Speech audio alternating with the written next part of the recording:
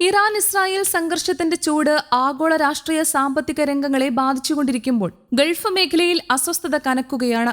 എണ്ണവിലയിലെ അനിശ്ചിതത്വം ലോക സമ്പദ്വ്യവസ്ഥയെ സമ്മർദ്ദത്തിലാക്കുന്ന സാഹചര്യത്തിലാണ് ഇന്ത്യ തന്റെ ദീർഘകാല താൽപര്യങ്ങളെ മുൻനിർത്തി പുതിയ വളർച്ചാ മാർഗങ്ങൾ അന്വേഷിക്കുന്നത്. ആഗോള സംഘർഷങ്ങൾക്കിടയിലും നയതന്ത്ര സമവാക്യങ്ങൾ പുനഃസംഘടിപ്പിച്ച് സാമ്പത്തികവും തന്ത്രപ്രധാനവുമായ പങ്കാളിത്തങ്ങൾ ശക്തിപ്പെടുത്തുകയാണ് ഇന്ത്യ. ഇതിന്റെ ഭാഗമായാണ് ന്യൂഡൽഹിയിലെ ഹൈദരാബാദ് ഹൌസിൽ പ്രധാനമന്ത്രി നരേന്ദ്രമോദിയും കനേഡിയൻ പ്രധാനമന്ത്രി മാർക്ക് കാർണിയും തമ്മിൽ നിർണായക കൂടിക്കാഴ്ച നടന്നത്. ഇന്ത്യ കാനഡ ബന്ധങ്ങളെ പുതിയ ഉയരത്തിലേക്ക് എത്തിക്കുകയായിരുന്നു ഈ കൂടിക്കാഴ്ചയുടെ ലക്ഷ്യം. വ്യാപാരം, നിക്ഷേപം, ശുദ്ധോർജ്ജം, പ്രതിരോധം, കാർഷിക മേഖല തുടങ്ങി വിവിധ മേഖലകളിൽ സഹകരണം വർദ്ധിപ്പിക്കാൻ ഇരു രാജ്യങ്ങളും ധാരണയിലെത്തി. ഈ കൂടിക്കാഴ്ചയിലെ പ്രധാന ഹൈലൈറ്റ് 10 വർഷത്തേക്കുള്ള യുറേനിയം വിതരണ കരാറാണ്. ഏകദേശം $3 ബില്യൺ വിലമതിക്കുന്ന ഈ കരാർ ഇന്ത്യയുടെ ആണവോർജ്ജ ഉൽപാദന ശേഷി ശക്തിപ്പെടുത്തുന്നതിൽ നിർണായകമാകും. ലോകത്തിലെ രണ്ടാമത്തെ വലിയ യുറേനിയം ഉൽപാദക രാജ്യമായ കാനഡ 2013 സിവിൽ ആണവ സഹകരണ കരാറിന്റെ അടിസ്ഥാനത്തിൽ ഇന്ത്യക്ക് യുറേനിയം വിതരണം ചെയ്തു വരികയായിരുന്നു.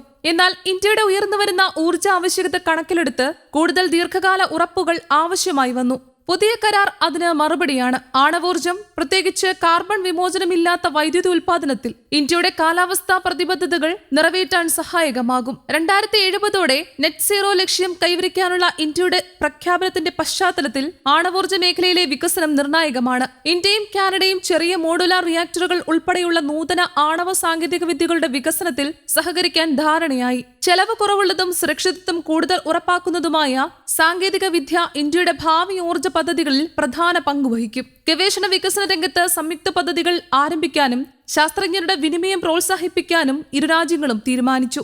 ആണവോർജ്ജത്തോടൊപ്പം കാർഷിക മേഖലയിലും സഹകരണം ശക്തമാക്കാൻ ധാരണയായി.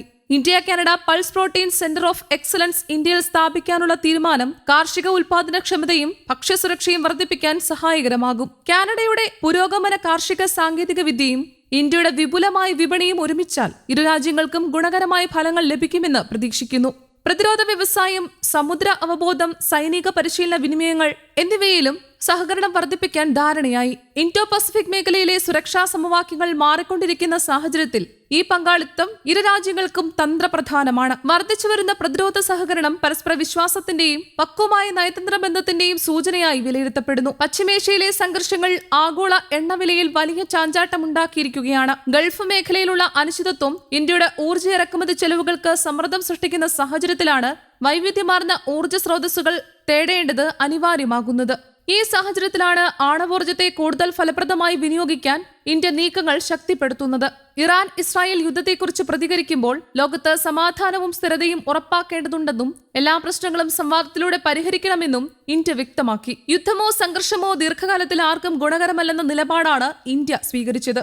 ഇന്ത്യ കാനഡ സഹകരണം ദീർഘകാല സാമ്പത്തിക വളർച്ചയ്ക്കും തൊഴിൽ സൃഷ്ടിക്കും പ്രചോദനമാകും. കാർഷികം, പ്രതിരോധം, സാങ്കേതികവിദ്യ എന്നീ മേഖലകളിൽ വ്യാപകമായ പങ്കാളിത്തം ഇരു രാജ്യങ്ങളെയും ആഗോളതലത്തിൽ കൂടുതൽ ശക്തരാക്കും. ആഗോള സംഘർഷങ്ങളുടെ പശ്ചാത്തലത്തിലും തന്ത്രപരമായ നയതന്ത്ര നീക്കങ്ങൾ വഴി സ്വന്തം താൽപര്യങ്ങൾ സംരക്ഷിക്കുകയും വികസനപാതയിൽ മുന്നേറുകയും ചെയ്യുകയാണ് ഇന്ത്യ. ഇത് വെറുമൊരു വ്യാപാര കരാറിന്റെ കഥ മാത്രമല്ല. അനിശ്ചിതത്വങ്ങൾ നിറഞ്ഞ ആഗോള സാഹചര്യത്തിൽ സ്ഥിരതയും സ്വയം പര്യാപ്തതയും ലക്ഷ്യമിട്ട് ഇന്ത്യ കൈക്കൊള്ളുന്ന ദീർഘകാല തന്ത്രത്തിന്റെ ഭാഗമാണിത്. News desk, Kerala Kaumudi.